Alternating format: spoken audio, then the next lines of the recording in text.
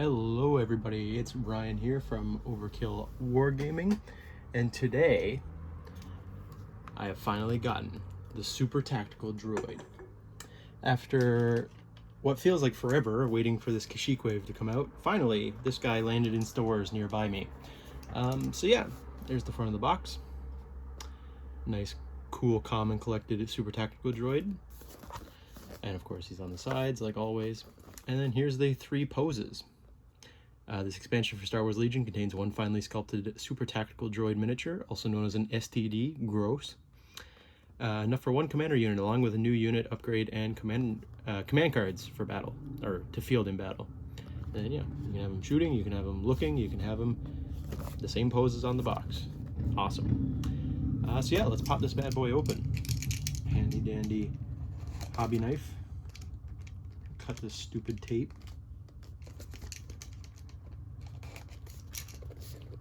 That always ruins the boxes if I try to take it off. And inside we have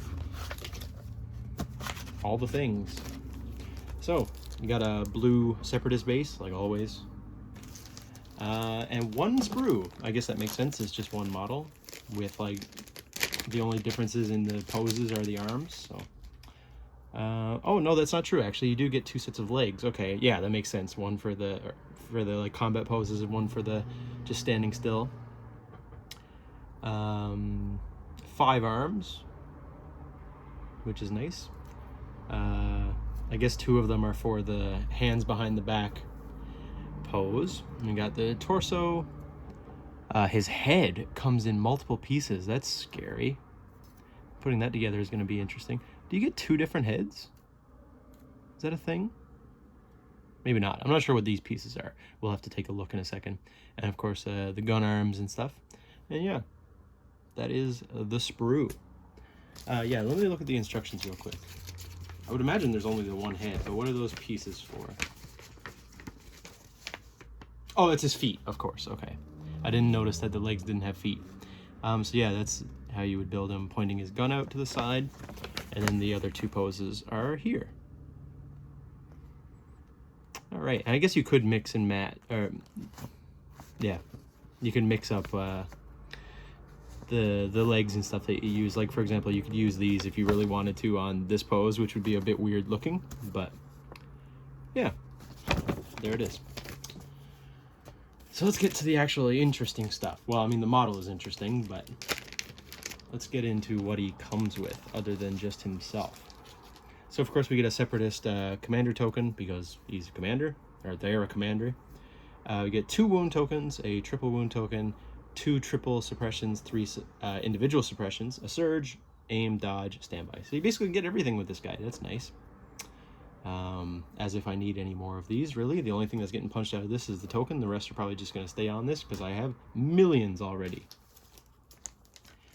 And let's quickly look at what upgrade cards they come with. Esteemed Leader, so that friendly troopers can get Guardian. That's probably pretty useful. Sorry for my computer making noises. Inspiring Presence, so friendly units at range 1 to 4 can use your courage, which is nice. Vigilance, best card in the game. Keep a dodge token at the end of the turn, or 2 if you're targeting core troopers. Hacked Comms Unit, so during the issue order step of the command phase, after an enemy unit at range 1 is issued an order, you may issue an order to yourself. Into the Fray, so when a unit at range 1 activates, you get a surge token. And Portable Scanner for takeover 1, giving someone a dodge token. Cool. Nice spread of cards there. Again, I have multiples of every card, so they'll just be added to the stack. Before we look at the command cards, let's look at the actual units.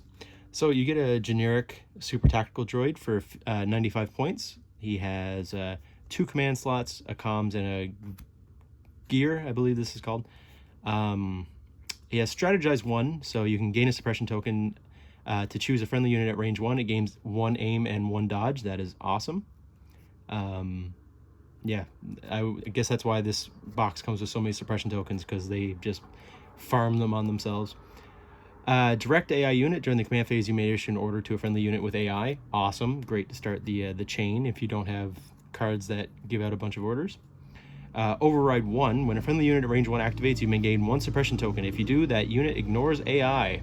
Very nice. I mean, not that AI has really affected my games that much, especially if you are careful with your orders. And he has Sharpshooter 1 to reduce cover. Red defense dice, 5 wounds, 2 courage, surge to hit. Very nice. 2 black and melee, red and white on his gun with lethal. Very nice. Range 1 to 3. So that's him. And of course, lethal is you may spend an aim token to get pierce. So cool. Then we have Kalani, one of the named super tactical droids. He has 3 command slots, which is insane. A gear and a comms.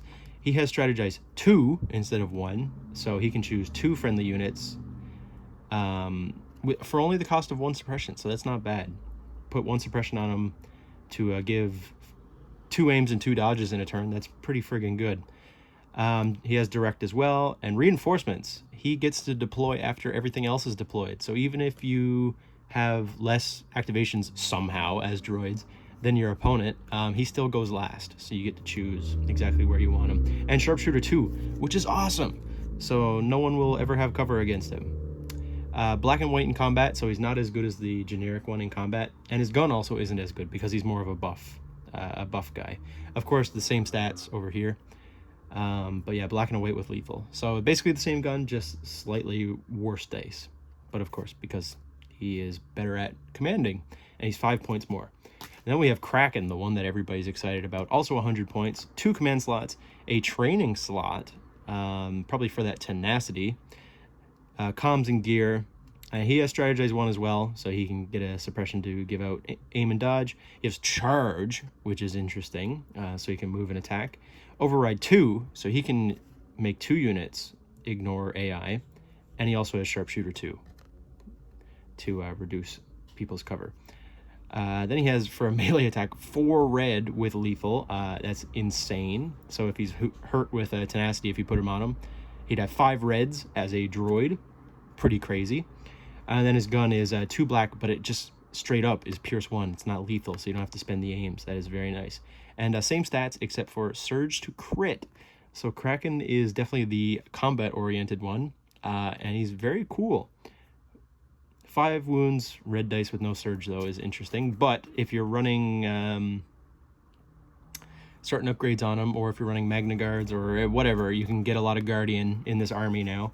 So he's something to look out for. A lot cheaper than Grievous and like Count Dooku, for example, if you wanted a cheaper melee-focused commander for those Magna Guards to run up with. Very cool. Very exciting. And then, of course, we have the new command cards for all of the 3 tactical droids. So his 1 pip is They Too Will Suffer, and it's just an order to him. But of course he gives out an order, so you can still start your chain, it doesn't matter.